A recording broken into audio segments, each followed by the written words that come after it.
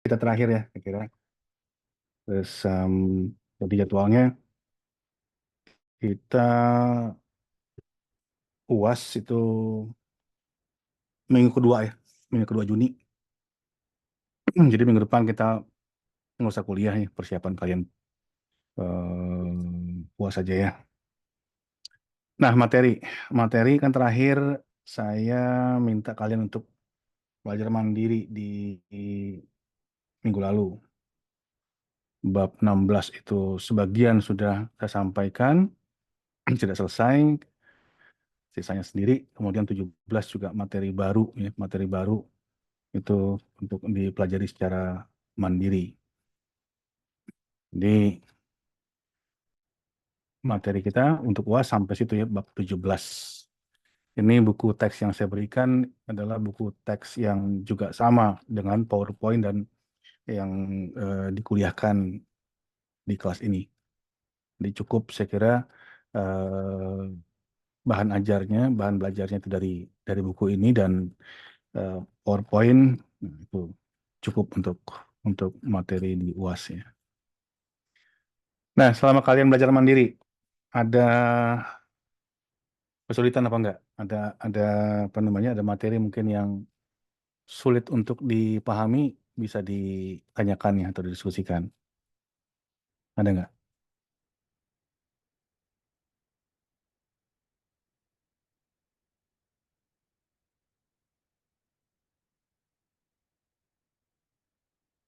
Lalu gimana?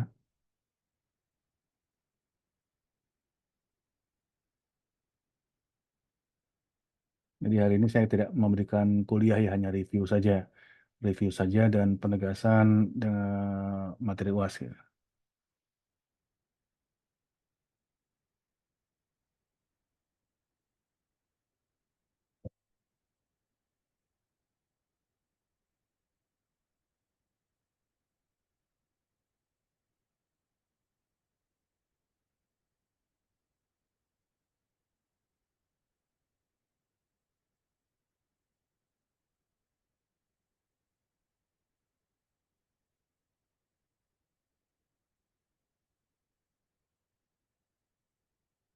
Ada?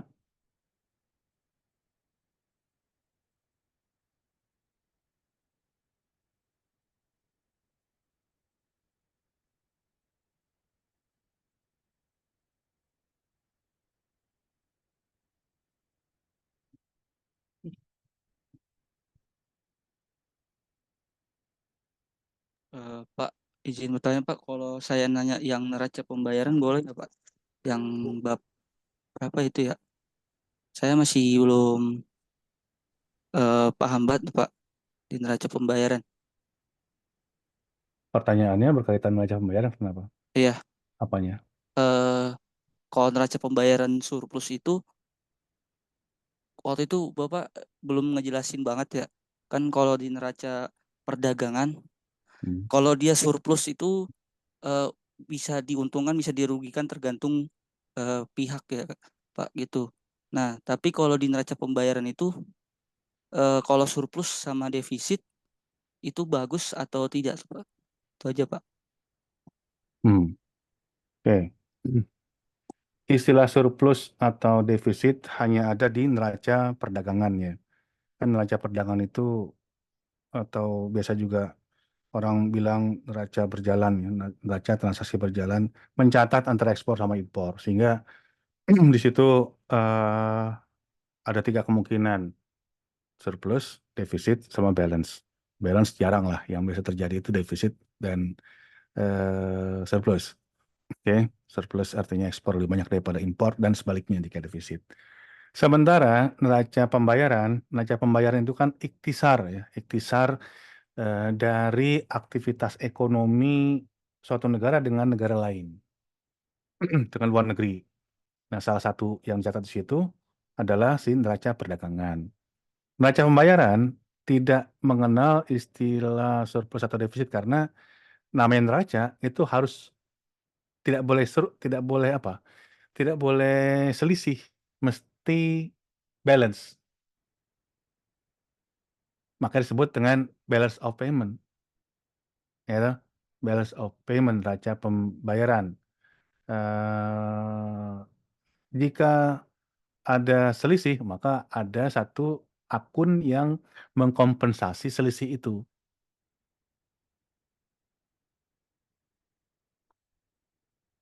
Nah, saya buka aja ya. Coba sebentar saya cari PowerPoint-nya. Di bab berapa tuh yang neraca pembayaran? Nah, ini.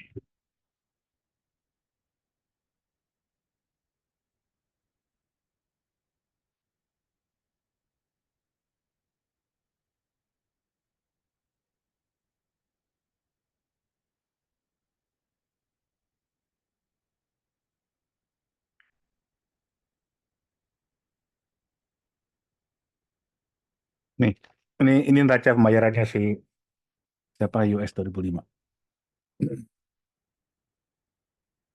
Jadi ada di sini ya kita lihat yang ujungnya di bawah overall balance ya. Kan negatif nih, negatif 213. Nah, ini mesti dikompensasi, mesti ditutup ini apa si angka ini ya, angka 213 ini.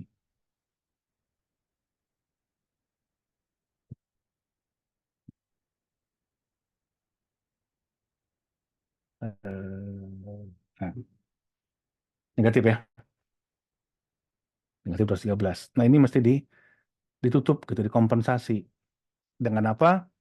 Nih, aset aset foreign official asset in the US. Jadi apa namanya aset asing yang ada di negara itu tambah dengan cadangan US official reserve asset ini ya mesti dikompensasi di sini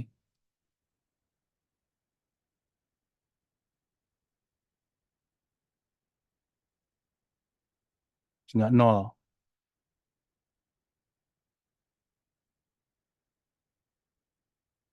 sampai situ gimana Berarti istilah surplus atau defisit hanya di neraca perdagangan ya Pak. neraca perdagangan.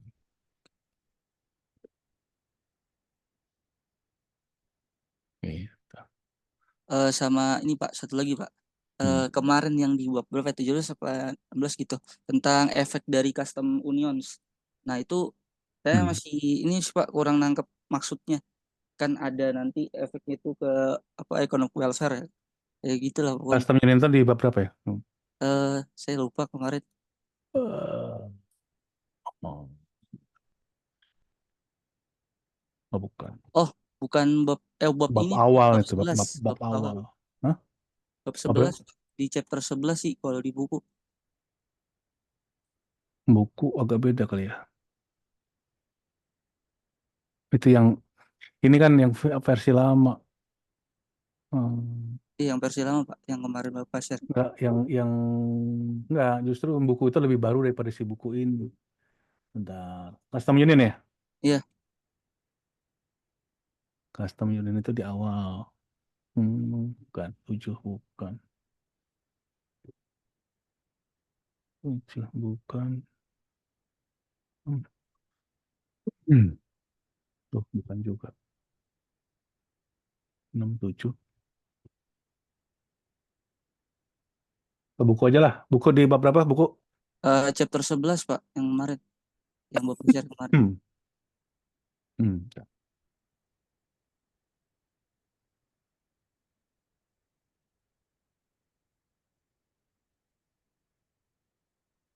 Kamu lagi buka bukunya nggak?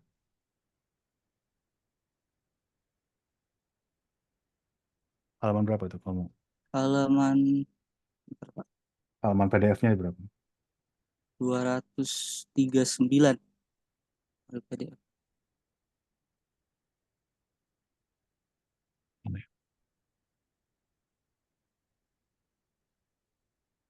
Hmm. Nggak ada.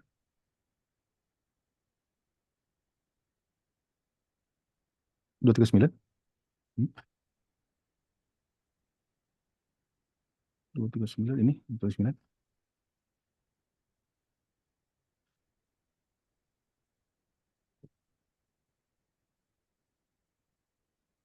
Kebijakan perdagangan.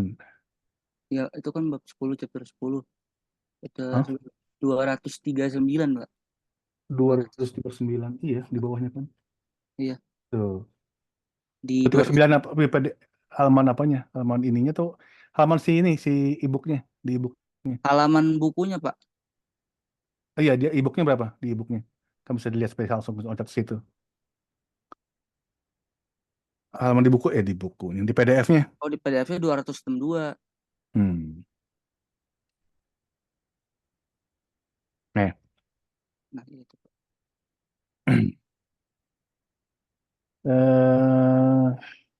mana? Bagian bawah, Pak. Berarti lagi.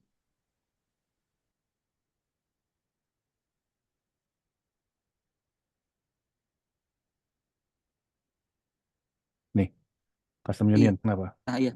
Estetik. Hmm? Iya, yang ini, Pak. Hmm?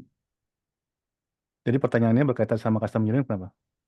Saya masih belum paham, Pak. Maksud dari maksudnya custom union tuh nanti efek ke economic welfare tuh kayak gimana? Oke. Kalau custom union sendiri udah tahu ya apa itu? Apa itu yang disebut yang maksud dengan custom union?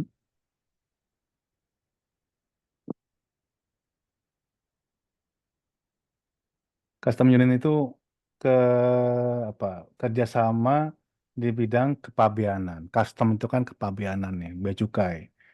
Jadi kalau ada kerjasama custom union, berarti ada dua negara yang bersepakat untuk memberlakukan tarif yang khusus. Tarif yang khusus, tapi hanya berlaku di kedua negara yang melakukan kerjasama. Contoh di sini, ya, contoh di apa? Di buku ya, yang melakukan kerjasama itu antara siapa nih? Meksiko sama US. Oke, Meksiko sama US. Meksiko sama Amerika kan apa ada kerjasama ya, jadi menurunkan tarif. Jadi misalnya kerjasamanya itu dalam hal biaya masuk mobil, mobil ya contoh di sini, biaya masuk mobil. Nah, jadi kalau sambil lihat di ini ya, di apa namanya di gambar ini,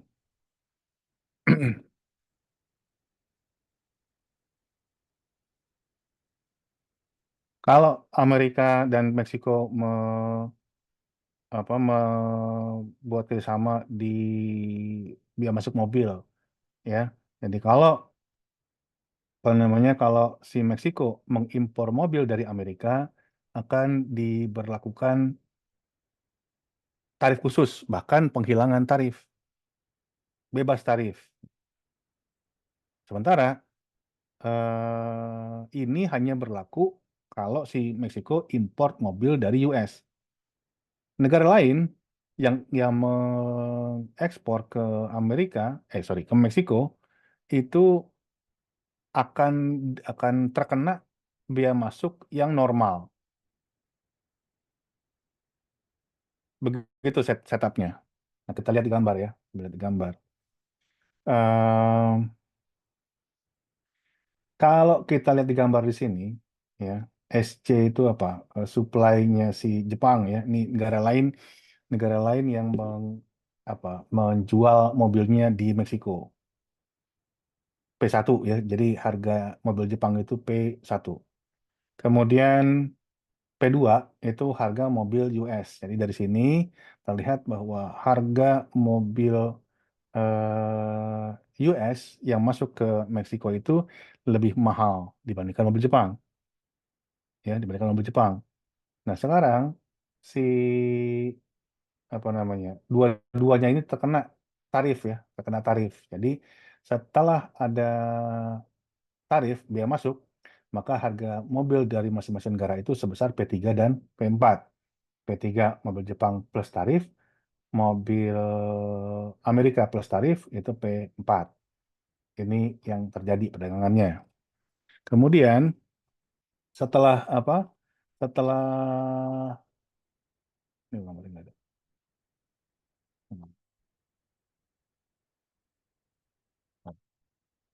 Kalau misalnya sekarang, ya, Kalau sekarang misalnya si tarif apa namanya tarif US-nya itu dihapus, oke, tarif tarif terhadap mobil impor dari US itu dihapus, maka kan P4-nya ini nggak ada. Yang ada hanya P2.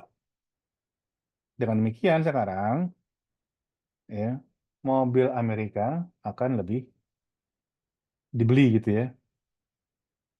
Mobil US akan lebih banyak dibeli yang masuk ke mana ke Amerika, Amerika lagi, Meksiko dibandingkan dengan mobil Jepang karena harganya lebih murah sekarang.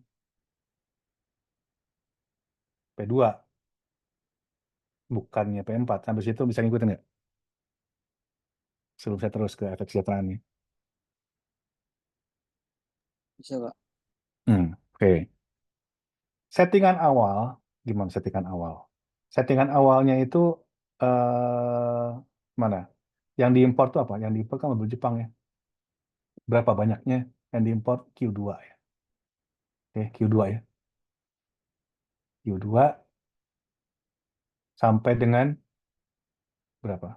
Q3.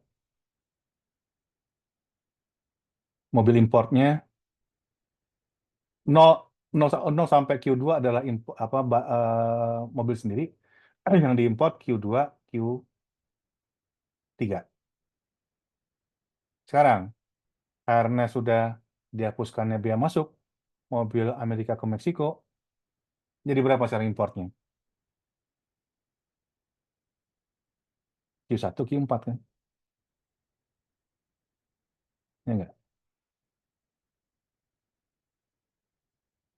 Bisa ngikutin sampai situ? Oh, oke, Pak. Ya. Ah, Q1, Q4. Nah, kesejahteraan sekarang, welfare effect-nya. Untuk konsumen di Meksiko, ada nggak perubahan kesejahteraan?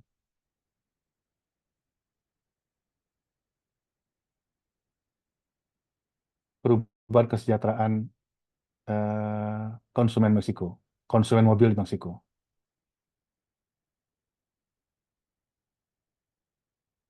Ada dong.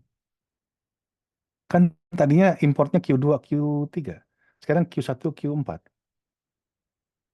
Ya kan? Tadi ingat, kesejahteraan itu kita ngukurnya pakai apa? Surplus konsumen. Bertambah atau berkurang surplus konsumennya? Dengan penghapusan ini, penghapusan tarif mobil US yang masuk ke Amerika. Mobil US yang masuk ke Meksiko. Ada nggak perubahan surplus konsumen? Hmm? Ada, Pak.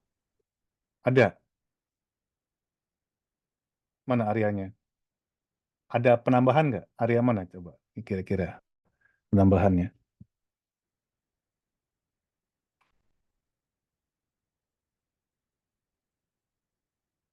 Mana penambahannya?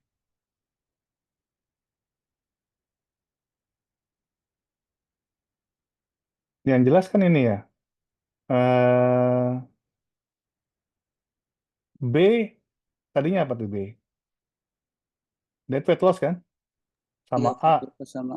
dead weight loss. Waktu belum ada penghapusan tarif ini. Nah, sekarang gimana? Sekarang mana tuh? Jadi kesini kan hilang ya. Jadi B itu jadi apa? Jadi apa? Surplus konsumen baru, ya kan? Kesini kan dia. Nah, terus juga yang sisi kanannya daerah A-nya juga jadi surplus konsumen baru, tambah. Tuh, satu, konsumen. Konsumen diuntungkan. Kedua, keuntungannya lagi siapa? Produsen mobil di US. Ya. Konsumen mobil di US gimana jadinya setelah penghapusan ini? Diuntungkan nggak?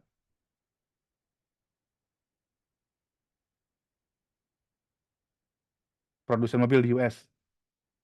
Untung lah, dia kan apa namanya penjualannya jadi lebih besar sekarang di Meksiko. Naik kan? Naik. Jadi ada namanya trade creation di situ. Ya. Trade creation, pencipta perdagangan dari yang baru ini. Itu efek yang pertama, efek soal soal perdagangannya. Yang kedua, ada namanya trade diversion, pengalihan perdagangan. Trade diversion. Dari siapa? Dari si produsen Jepang, ini si Jepang tadi, Jepang ke US, kan gitu.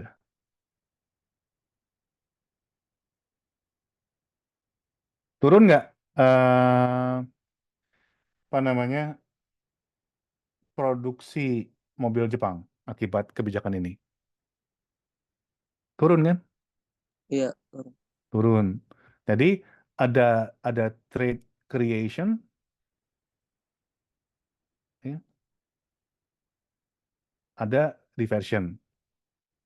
Nah, secara global kan kita ngomongin apa perekonomian internasional itu kita ngomongin tentang kesejahteraan perekonomian dunia gitu ya.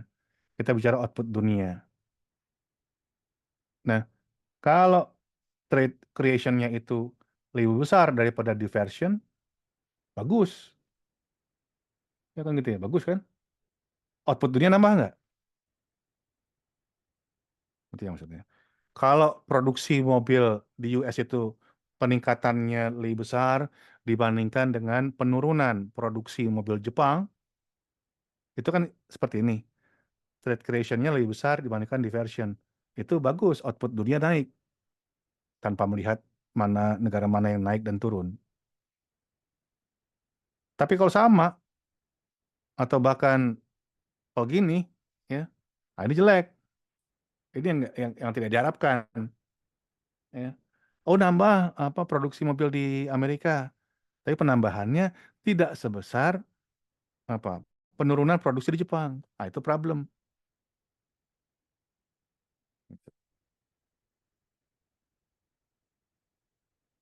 Bisa dipahami. Paham, Pak. Gitu.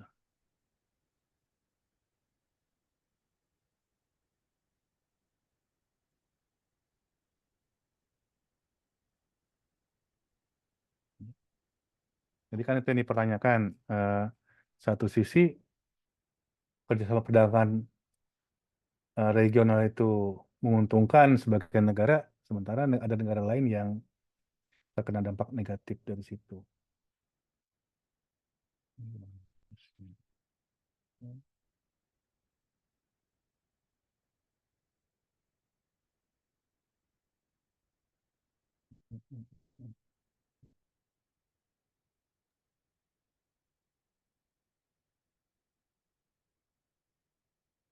Eh, mau nanya lagi Pak, Ya. kemarin Bapak singgung mengenai exchange rate tuh.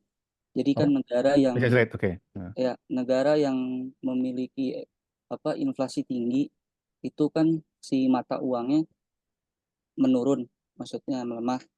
Tapi depresiasi. ya terdepresiasi. Nah, sedangkan negara yang inflasinya itu rendah, mata uangnya terapresiasi. Nah, tapi kan di Indonesia sendiri itu kan inflasinya itu ya nggak terbilang tinggi juga, Pak. Tapi kenapa si mata uang rupiah ini semakin lama kok semakin terdepresiasi tuh, Pak? Nah, berarti si asumsi yang itu salah dong, Pak, atau gimana tuh, Pak? Atau ada faktor lain Nah, gitu yang membuat mata rupiah itu inflasi Indonesia sekarang ini gimana? Kan terjadi apa depresiasi kan 2 bulan terakhir itu sampai 16.000. Gimana inflasi? Patokannya apa? Patokan inflasi kita sekarang berapa? Yang dianggap eh, target inflasinya berapa?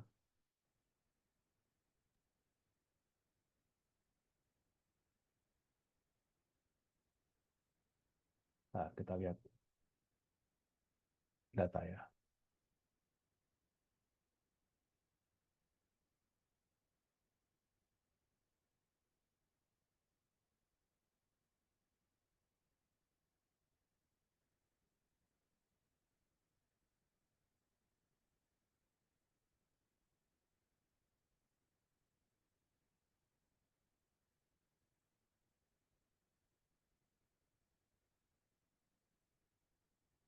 Langsung ya kita lihat data.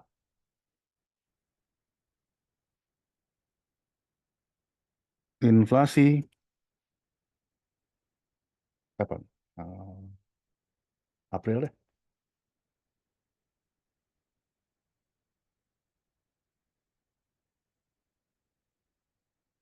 Berapa inflasi April?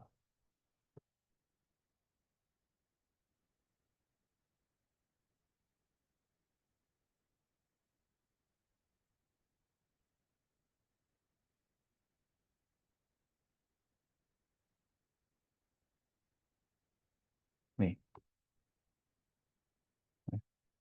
inflasi aman ya, inflasi lumayan aman. Nah, terus si apa namanya nilai tukarnya yang sekarang 16.000. Ada beberapa faktor sih ya. Ada beberapa faktor yang oke, ini saya coba ini dulu. Tadi pertanyaanmu mengaitkan antara inflasi sama pelemahan rupiah yang sekarang ini gitu kan? Gitu pertanyaannya. Iya Pak, apa yang menyebabkan mata rupiah itu melemahkan inflasi Nah, Indonesia baik-baik aja? kalau kita ngelihat itu, ngelihat apa yang terjadi ya dengan sekarang dengan mata uang, apa namanya si rupiah sekarang 16.000, 16.064. Ketika dia melemah, ada banyak faktor. Salah satunya tadi itu.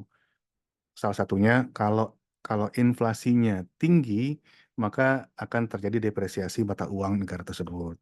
Tapi kalau yang terjadi sekarang, kita juga lihat apa ya dari inflasi. Oh bukan, karena kalau kita cek data inflasi ternyata kan aman-aman saja ya, eh, kisaran normal lah gitu. Nah kita lihat lagi, dolarnya gimana? Dolar menguat nggak? Nggak usah dibandingkan sama rupiah dulu deh. Dolar dengan mata uang lain selain rupiah, dengan Australian dollar, dengan euro, dengan apa apa pound sterling dan lain-lain menguat ya, kan sedang menguat nih. Kalau kalau kalau kamu cek si dolarnya sedang sedang terapresiasi. Makanya ketika dolar terapresiasi, maka mata uang yang lain termasuk rupiah terdepresiasi kan gitu.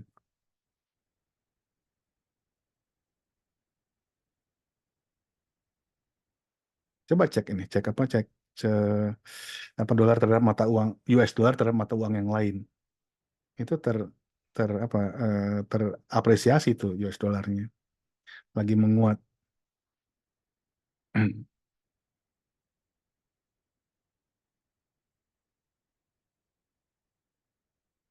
Khususnya di bulan apa?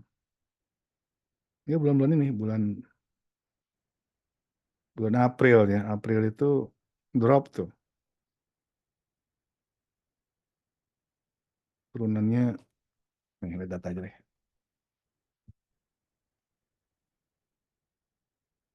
Lihat data aja supaya clear.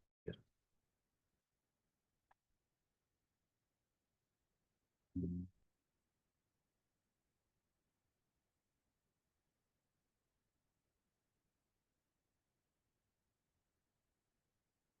Oh ini aja. USD itu, nah ini, nah, ini kan dia melemah tuh.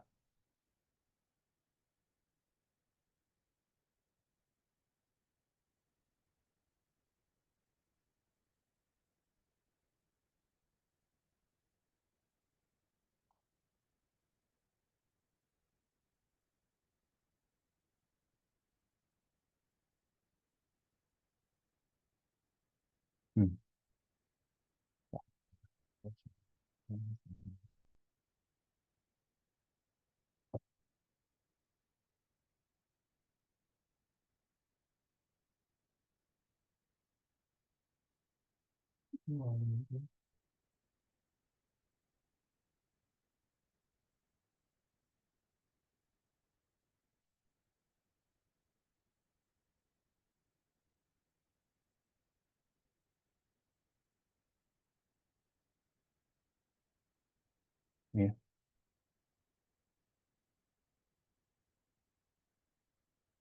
GBP to USD, ya kan?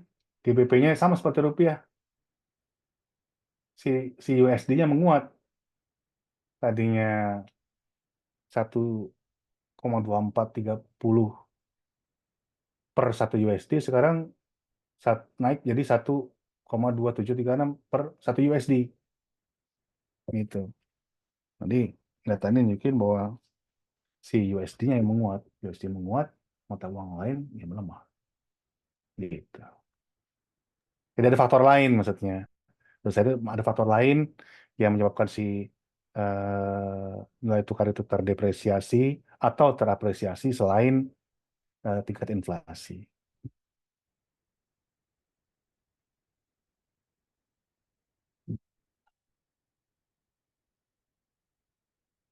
Yang belakangan ini karena si USD-nya menguat.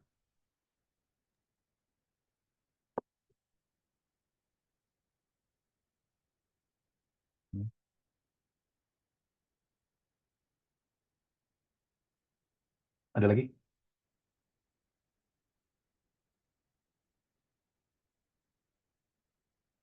Ini Pak, sebenarnya saya masih bingung di yang surplus sama defisit neraca perdagangan. Ini kalau misalkan surplus itu baik Neraca atau perdagangan. ya neraca perdagangan. Hmm. Kan kalau misalkan surplus itu kemarin Bapak tuh bentar saya lupa lagi. Hmm.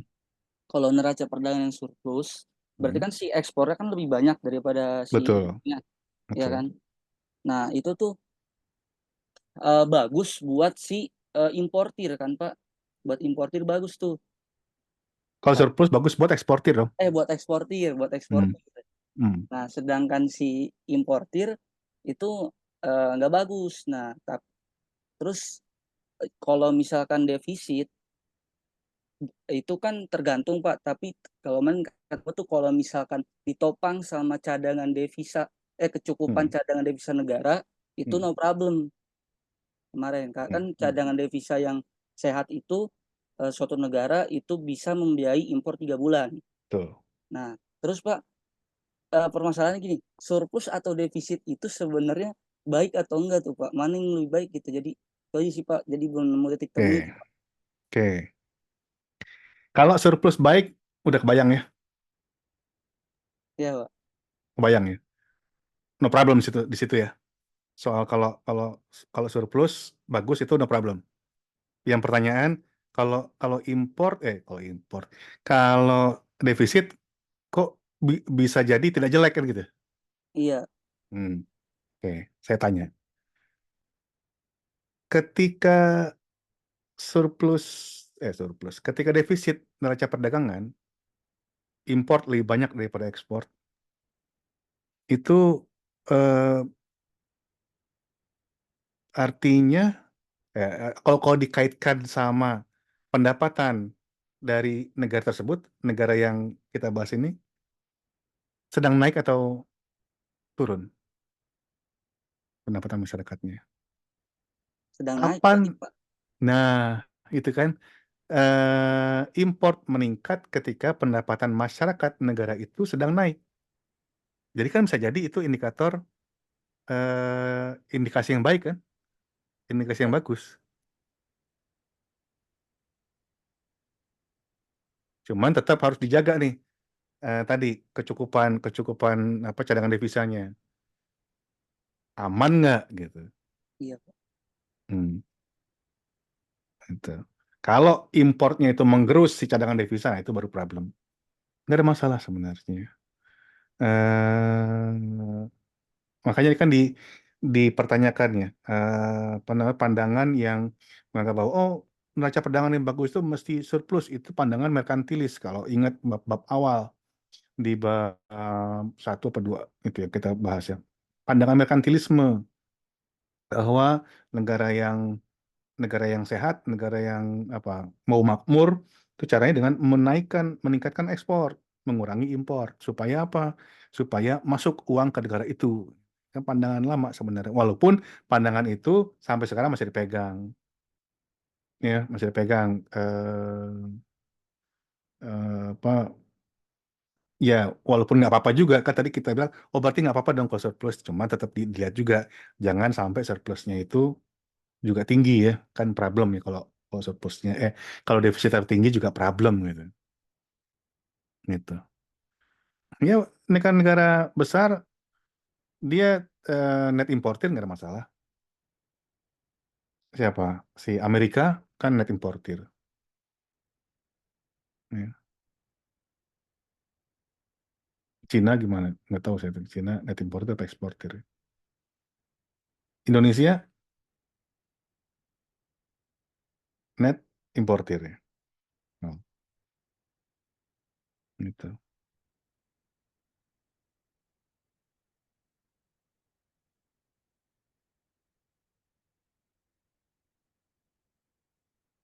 Jadi kalau satu satu data ekonomi itu kita bisa teliti dari berbagai macam sudut ya, bermacam-macam angle.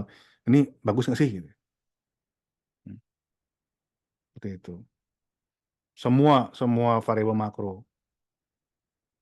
Inflasi rendah, bagus nggak? Orang kan ngejar inflasi rendah. Bagus nggak? Inflasi rendah. Belum tentu. Inflasi lagi naik. Jelek nggak? Kita lihat lagi penyebabnya apa.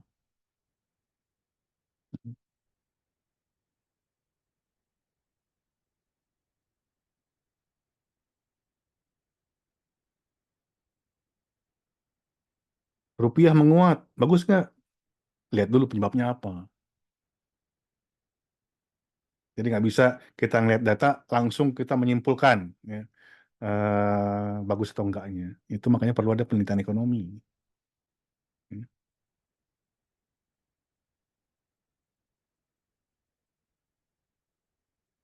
Jadi anu ya apa ya ini karena kuliah terakhir saya pengen dari kuliah ini kalian bisa paling nggak muncul satu ide untuk nanti skripsi ya.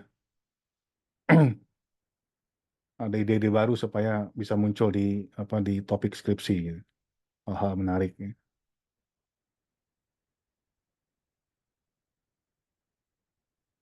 Misalnya sekarang ini yang lagi di em, jadi omongan orang kan soal kebijakan kepabeanan sekarang ya bea cukai ya. Naik pajak ini itu masuk airport susah. Ada nggak sih dampaknya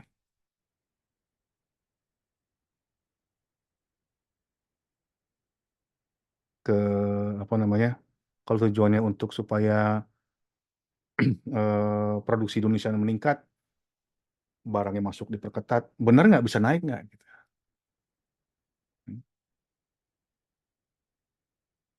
Jangan-jangan justru sebaliknya.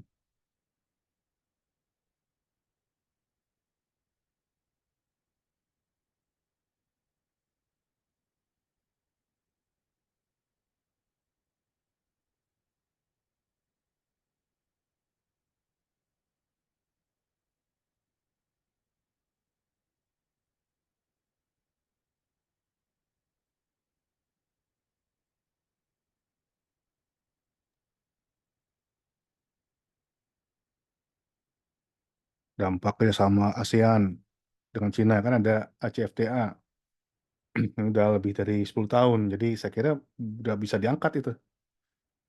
Ya, apa ASEAN China Free Trade Area itu bagus nggak buat negara ASEAN? Jadi sama itu apa namanya ada nggak manfaat positifnya? Itu kan bisa diangkat. Saya lihat belum ada tuh di ECOP yang ngangkat ini udah beberapa tahun belum ada yang ngangkat itu. Bisa diangkat.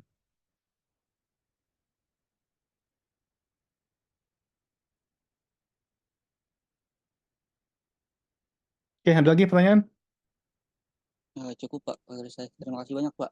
Yuk, yuk. Yang lain gimana? Yang lain diem aja. Berapa puluh orang?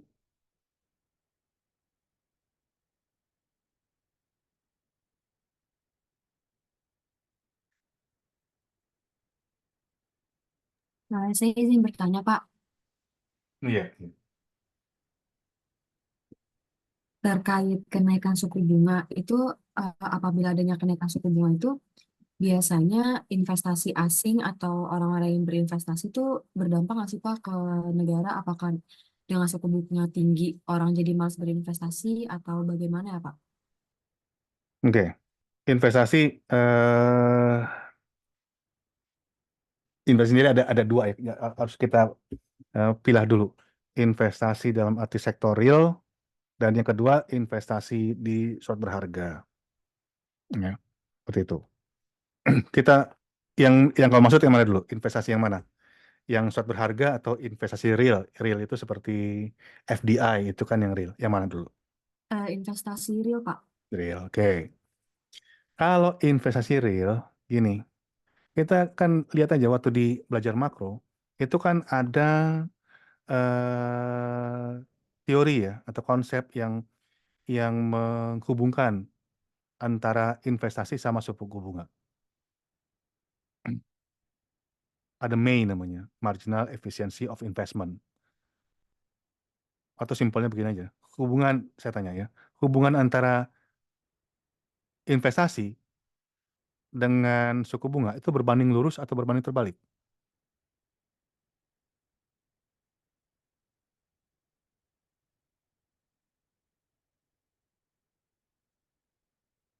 Lupa, Berbanding terbalik Pak. berbanding terbalik.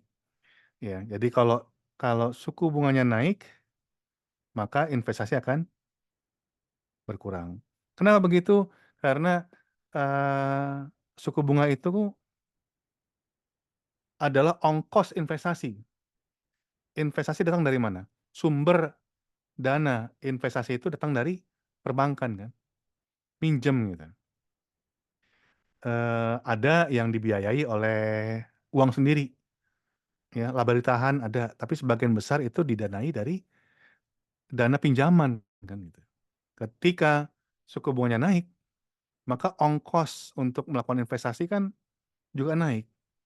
Maka investasi akan apa? Akan turun gitu. Nah, ini juga berlaku bukan cuma untuk pengusaha di dalam negeri. Pengusaha asing, orang asing yang mau invest di negara yang bunganya lagi tinggi kan juga nggak mau gitu. Ya kan? Jadi kenaikan suku bunga itu merupakan apa? Kebijakan moneter yang ekspansif atau kontraktif kalau gitu. Kebijakan moneter yang ekspansif atau kontraktif. Mau mengerem pertumbuhan ekonomi atau sebaliknya, mau mendorong pertumbuhan ekonomi.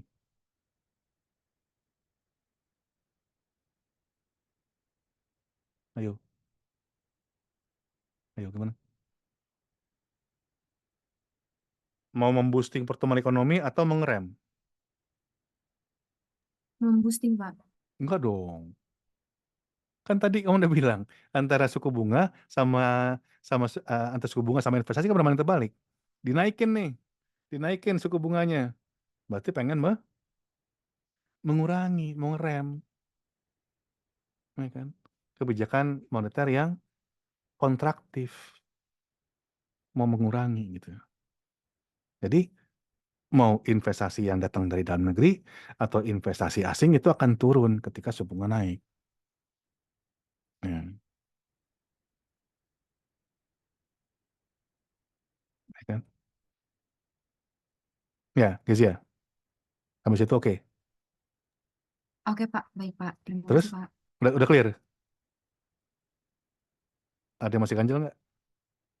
Sudah sih Pak, karena kebetulan memang yang saya tanyakan tadi lumayan apa materinya lumayan mirip juga sama penelitian saya, jadi sudah terjawab Pak. Hmm. Iya.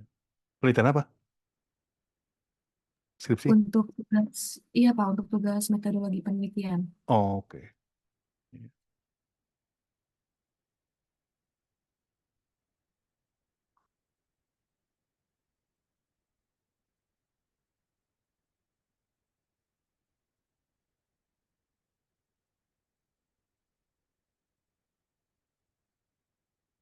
Kayak gitu ya. Yang lain gimana? Kita materi UTS-nya dari UTS lagi, UAS. Kemarin waktu UTS sampai di hambatan perdagangan ya. Hambatan perdagangan. Jadi sekarang kita dari mulai ini aja deh. Dari mulai bab 11 aja ya. Bab 11 sampai 17. Kalau buku Regional Economic Arrangement sampai bab 17.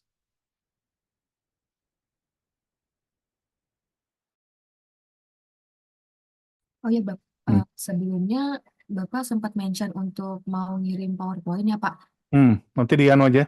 Oh ya, Di WA ke saya bab berapa yang belum terkirim. baik, Pak.